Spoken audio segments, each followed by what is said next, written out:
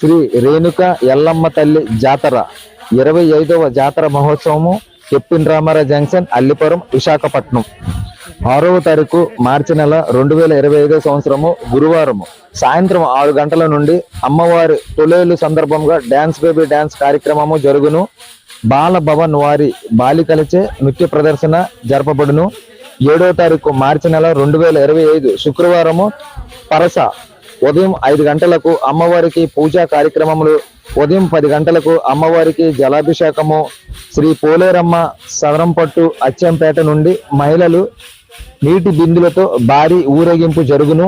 ఈ కార్యక్రమానికి ముఖ్య అతిథులుగా కళా హాస్పిటల్ అధినేత శ్రీ పివి రమణమూర్తి గారు మరియు శ్రీమతి కళావతి దంపతులు.